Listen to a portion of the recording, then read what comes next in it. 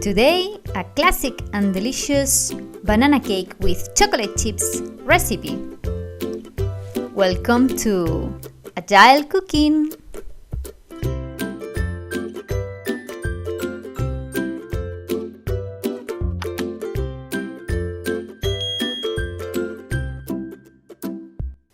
It's a perfect recipe for those who start baking and for doing a quick snack.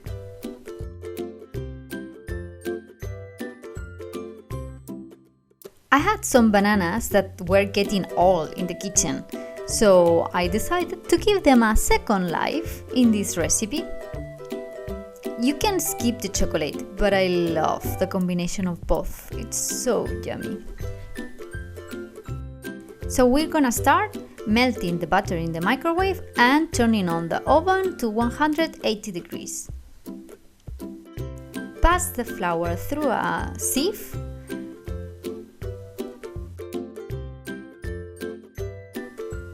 and add the salt and the baking powder.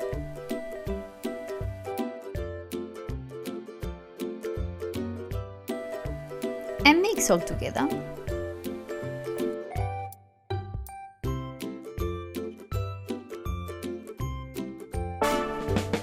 Chocolate time!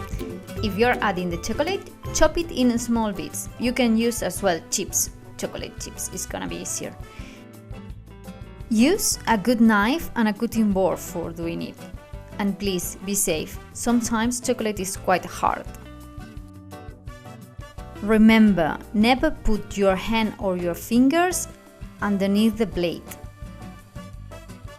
And hold the knife firmly.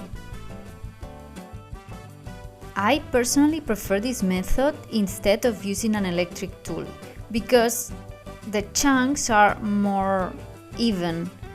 If you are using an electric tool, you're gonna end up with big chunks and powdered chocolate. So once it's cut in pieces, we put it in a plate and reserve. Let's smash some bananas. We need to peel them, and if they have bits that are too ripe, like they are dark, we just remove them. And we cut it in medium-sized chunks to be able to smash them after more easily.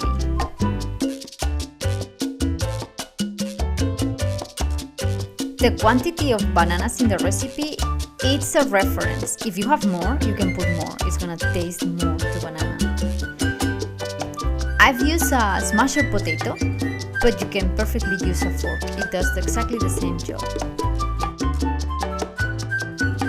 I like the banana not to be too finely smashed because I find it gives like more banana taste to find some lumps in the cake. So we're gonna add to the banana all the liquids, the milk, the sugar, the butter, and the egg. But wait, sugar is not liquid. Yes and no.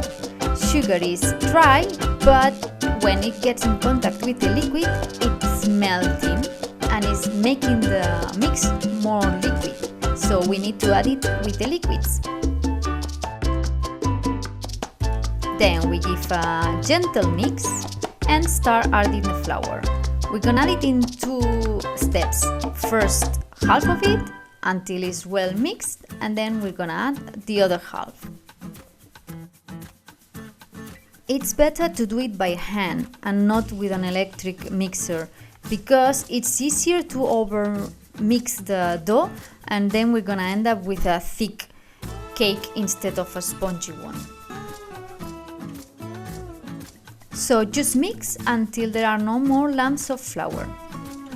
Now time for the tin for preparation. We're gonna get a bit of butter and spread very well over all the interior surface.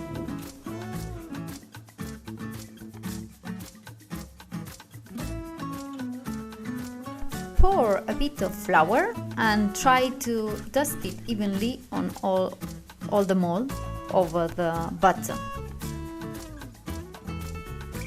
It's gonna create a layer of butter and flour that it's gonna help us later to mold the cake. We're almost finished. Now we're mixing the chocolate with the banana dough. Remember not to overmix it. It's only to have an even mix in between the chocolate and the dough. And we pour it over the mold. We flatten it a bit and to the oven.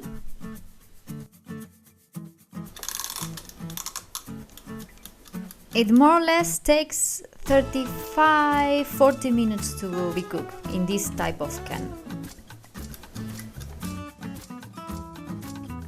Once it arrives the time, we can pinch it with a wood skewer to see if it's ready or not.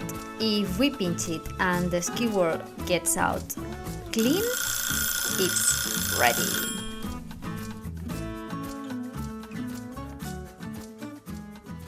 You should be here to smell that wonder. It smells super good to banana. I'm so excited. But we need to wait. Wait.